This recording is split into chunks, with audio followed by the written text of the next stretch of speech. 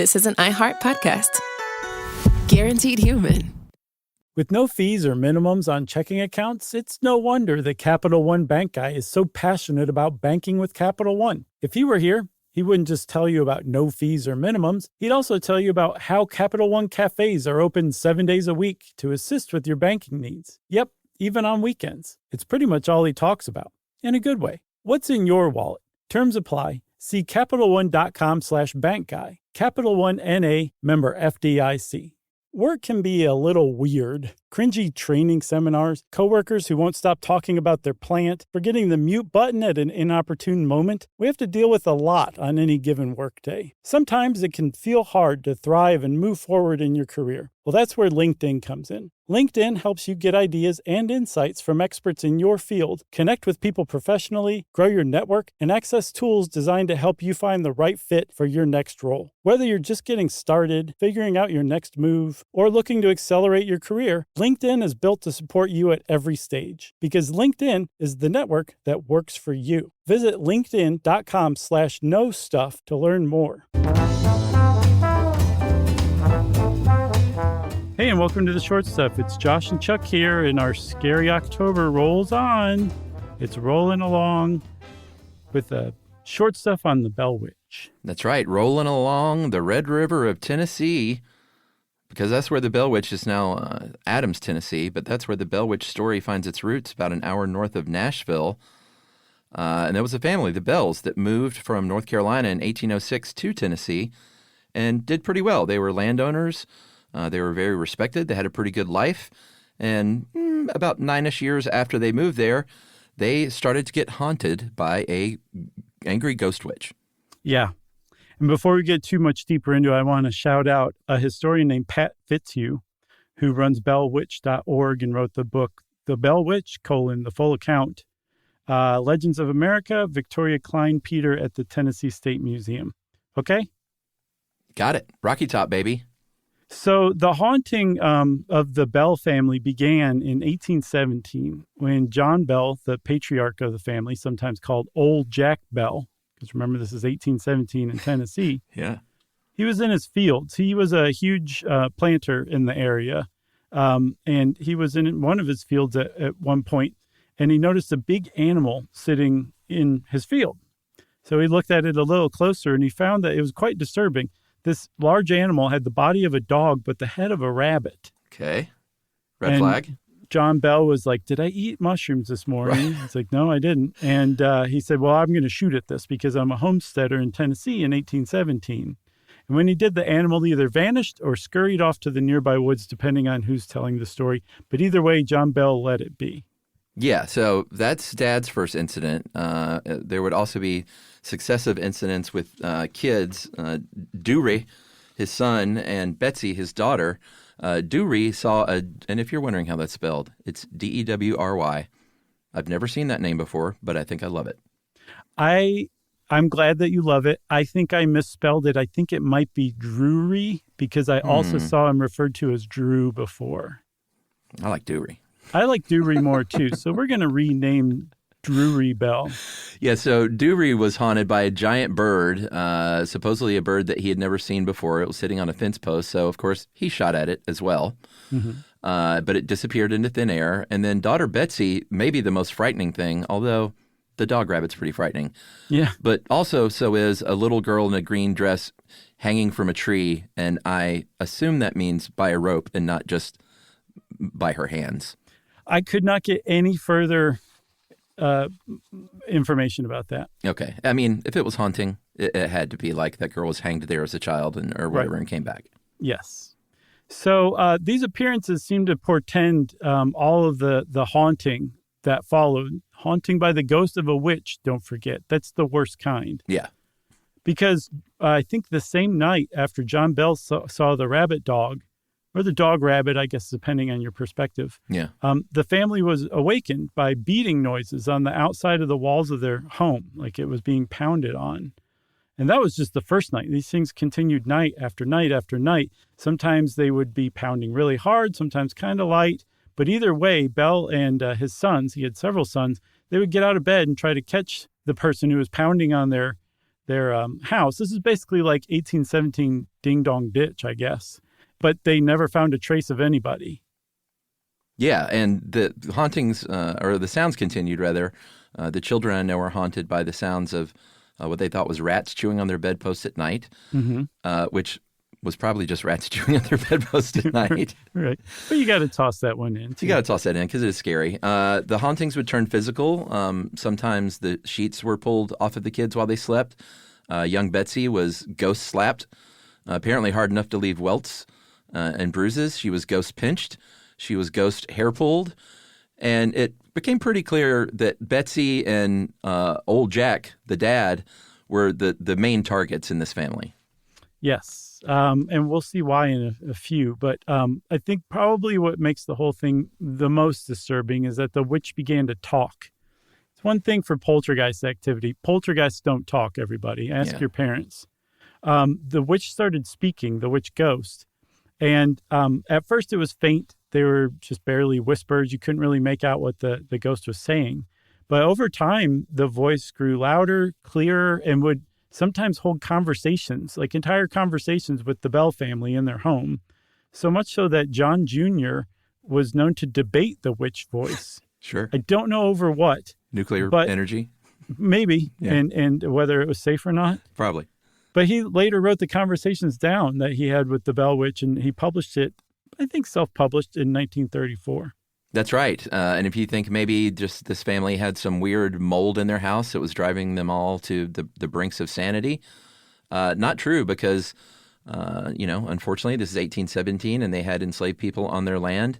And they also had similar experiences, the most famous of which was an enslaved man there named Dean who encountered the witch multiple times in the form of a two-headed dog. Man. With ostensibly dog heads. I saw a drawing of this, Dean being met by a two-headed dog, and it actually kind of missed the mark because it looked like it was hopping up to like play with them. Oh, well, maybe it was. Because in this picture, the drawing, Dean is holding a ball, but it's not supposed to be like a ball that the two-headed dog wants him to toss for it. It was a witch ball that Dean's wife made, and that's a real thing. A witch ball is a blown glass sphere, usually kind of colorful. And depending on where you're using this or who you ask, it's either used to trap witches or ward off witches. And Dean's wife made it for him, I think, after the first time he saw the Bell Witch, to protect himself. Yeah, and he was like, I know tradition says it's got to be a ball, but this two-headed dog just wants to get that ball. Can we go with something else? She's like, sure, how about a witch stick? Right, exactly. Shall we take a break? Mm-hmm. All right, we'll come back and finish up with the Bell Witch right after this.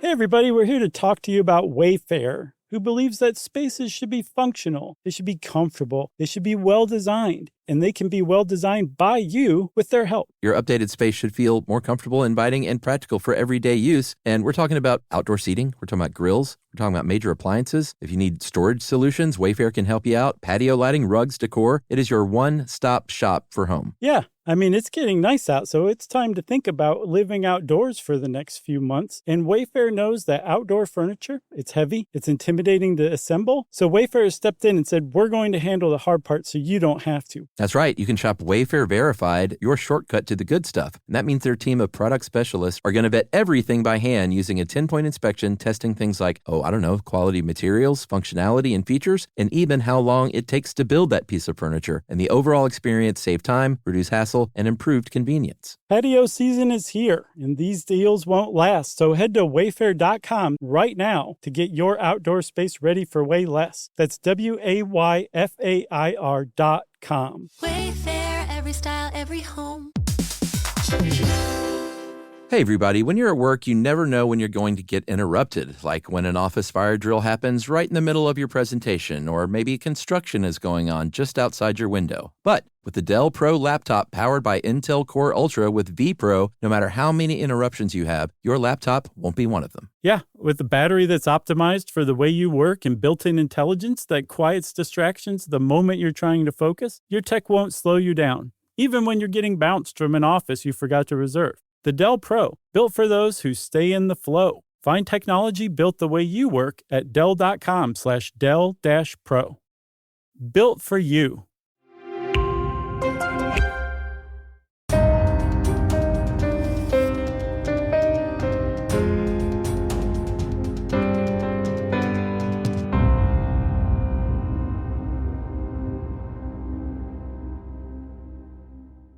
All right, so where we left off, there were two-headed dogs wanting to play with that witch ball.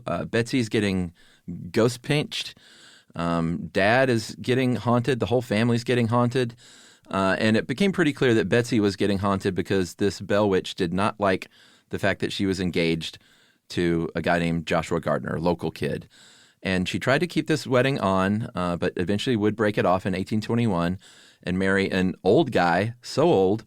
How old was he? He was so old that she ended up nursing the man for 11 years before he eventually died. Mm-hmm. Yeah, Betsy fell on hardships of her own, even after she moved out of her father's house. She had 8 children, and 4 of them In died. that 11 years with the old sick guy? I don't know if it was during or before. I don't know how long they were married before he fell ill. I don't know.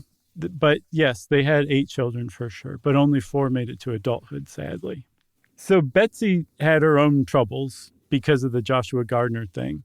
But John Bell, the witch, saved the worst for him. Like, she was verbally abusive to him. She was physically abusive to him.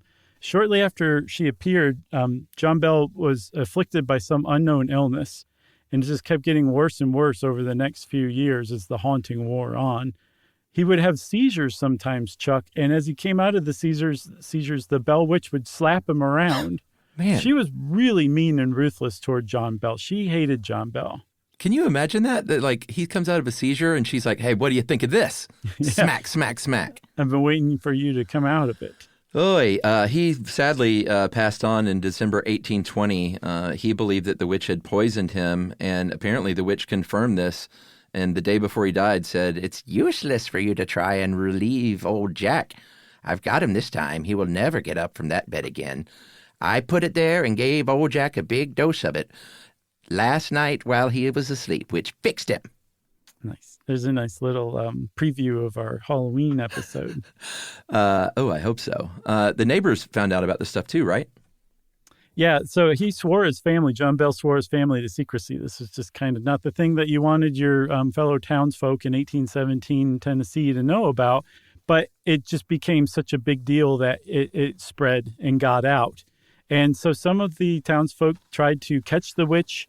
They tried to, one guy tried to shoot the witch, to no avail, right? No one could do anything to assuage the Bell Witch.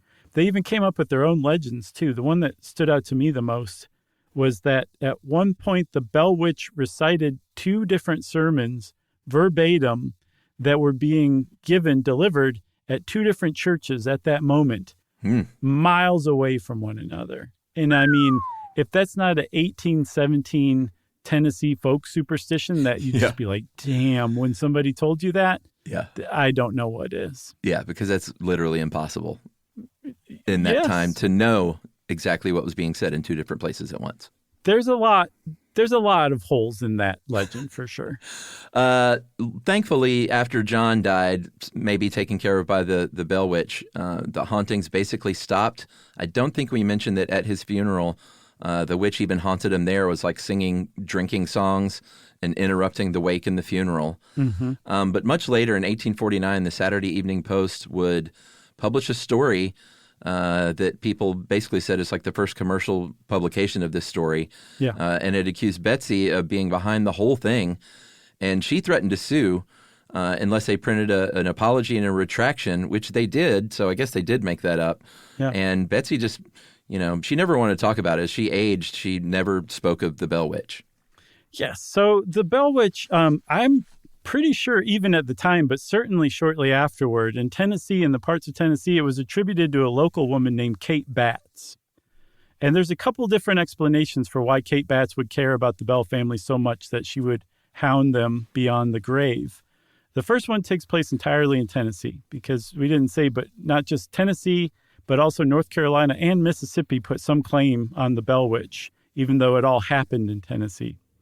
But in the first explanation, John Bell, remember we said he was one of the bigger planters. He had a 300-plus acre homestead that he built by acquiring land from neighbors. And there was one land deal that he had with the brother-in-law of Kate Batts, a man by the name of Benjamin, and Bell is said to have taken advantage of Benjamin on the deal, and that in her death, Kate hounded John Bell to the grave in revenge for this land deal. Why would he do Benjamin Bratt like that? I don't know. Such a fine actor. Yeah. The other version, like you said, takes place also in North Carolina because they also do lay claim. And this is that Bell, seemingly he had sex with Kate Batts and had an affair with Kate Batts. Mm-hmm. And that is why he left to go to Tennessee, because he had this affair, broke it off. Kate was really sore at this, obviously, and threatened to tell everybody, including the family. And so, as the legend goes, Bell tied her up in a smokehouse and left her there to die, and she haunted him there. And so they had to pack up and leave to Tennessee, and she was like, "Oh no, I don't think you know how ghost witches work. We can travel interstate. Tennessee's not that far away." Yep. The whole way she just kept going, "Are we there yet? Are we there yet?" So one of the things that makes the story so unsettling, aside from all the details of it, and if you really want to dive into it, check out Pat Fitzhugh's website, bellwitch.org, really has a lot of exhaustive research on it. But one of the things that makes it unsettling, like I was saying, is that these people really did live in North Carolina and Tennessee at the time this legend covers. Genealogists have found Kate Batts in Edgecombe County. They found Kate Batts in Adams, Tennessee. Apparently, Battses still live in Adams, Tennessee. And there's Bells as well. The Bell family graveyard has all these people's headstones from the correct time frame. So the idea that these people really did live, and that at the time they believed that this was happening to the Bell family, as did the Bell family, that I don't know. I think that makes it even cooler. It's not like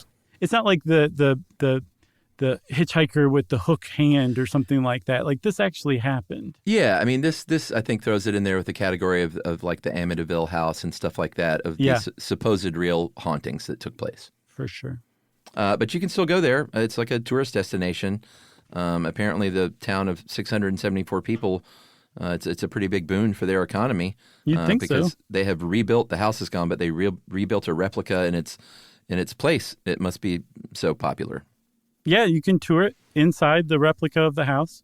There's also a cave on John Bell's property that they believe the Bell Witch lives in, and you can tour that cave as well.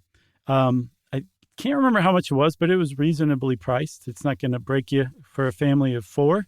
Okay. Again, it's just an hour north of Nashville. It looks quite neat. They also offer lantern-guided tours in the dark.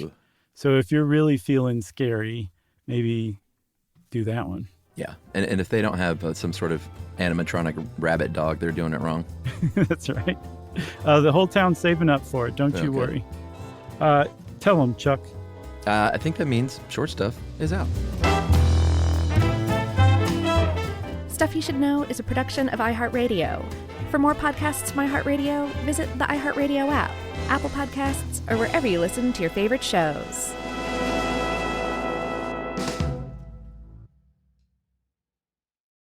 Geico presents a 30-second podcast between your podcast. Today's story is shared by one of our listeners. It's called Betrayed by Bill. It was in that moment I caught who was staring back at me in betrayal. Or more like what? My insurance bill. With trembling hands, I grabbed my phone and switched to Geico, saving about $900 in the process, and never to be betrayed again. Now that was bloody riveting. It feels good when the story ends with savings. It feels good to Geico. This is an iHeart podcast. Guaranteed Human.